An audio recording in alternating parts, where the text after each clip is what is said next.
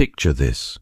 You're lying in the dark, no walls, no door, the fire is dying, and something is moving just outside the edge of the light. For most of human existence, this was every single night. But here's what's strange. It wasn't the predators that ancient humans feared most. It was something else entirely, something we've almost completely forgotten. Modern humans have existed for roughly 300,000 years. Electricity has existed for about 150. That means for over 99.9% of our species' history, the moment the sun set, the world became a completely different place.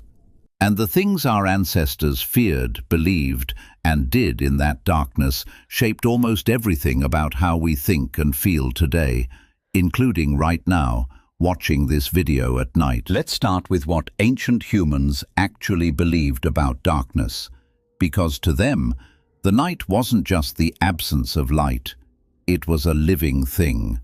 Across virtually every ancient culture on Earth, from the San Bushmen of southern Africa to the early peoples of Mesopotamia, the night was understood as a separate realm, a place where the boundary between the living and the dead became thin. Anthropologists studying hunter-gatherer communities that still live close to ancient patterns found something remarkable. Nighttime conversation almost never sounds like daytime conversation. During the day, people talk about food, work, movement. At night, they tell stories about spirits, ancestors, beings that exist in the dark. This wasn't superstition, it was survival technology.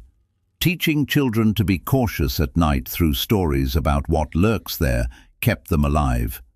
The fear of the dark you feel isn't irrational. It's 300,000 years of training. Now here's where it gets genuinely strange. We assume ancient humans slept the way we do, 8 straight hours, wake up, go. But historian Roger Ekirch spent 16 years researching sleep patterns across pre-industrial history, and what he found turned sleep science upside down. Ancient humans slept in 2 separate shifts. They called them first sleep and second sleep. You'd fall asleep when it got dark, maybe 8 or 9 p.m., then wake naturally around midnight. Stay awake for an hour or two, then sleep again until dawn. What did they do during that midnight window? Almost everything. They prayed, they visited neighbors, they reflected on dreams, which were considered direct messages from ancestors or gods. When artificial light arrived and pushed bedtimes later, we lost the second sleep. But research suggests our bodies still expect it.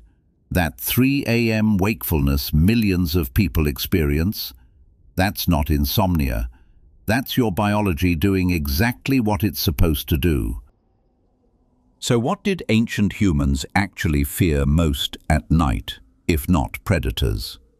Large predators were real, lions, hyenas, leopards, and the group kept watch. Fire helped, but predator attacks, while terrifying, were relatively rare. You could hear a lion coming. What you couldn't hear, what took far more lives, was invisible. Infection, fever, a child who went to sleep healthy and didn't wake up.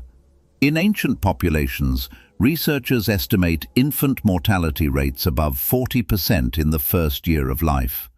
A significant portion of those deaths happened at night, when fevers spiked and there was nothing to do but wait.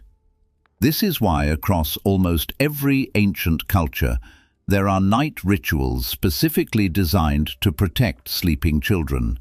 Specific words spoken, objects placed near the body, a fire kept burning not for warmth, but as a signal to whatever forces existed in the dark. This child is spoken for. The fear wasn't the lion.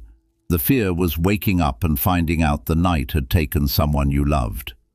Here's what's worth sitting with. We didn't evolve to be alone at night. We evolved to gather, to tell stories in firelight, to sleep in shifts and talk about our dreams at midnight, to watch the stars and feel small in a way that connected us to something larger. Every piece of nighttime anxiety modern people report, the loneliness, the 3 a.m. spiral, the dread that settles in when everything gets quiet. That might not be a disorder. That might be your nervous system asking for something it was built for and isn't getting. Not darkness, not danger, just other people, fire, and the night sky. What part of this surprised you most? Let me know in the comments below.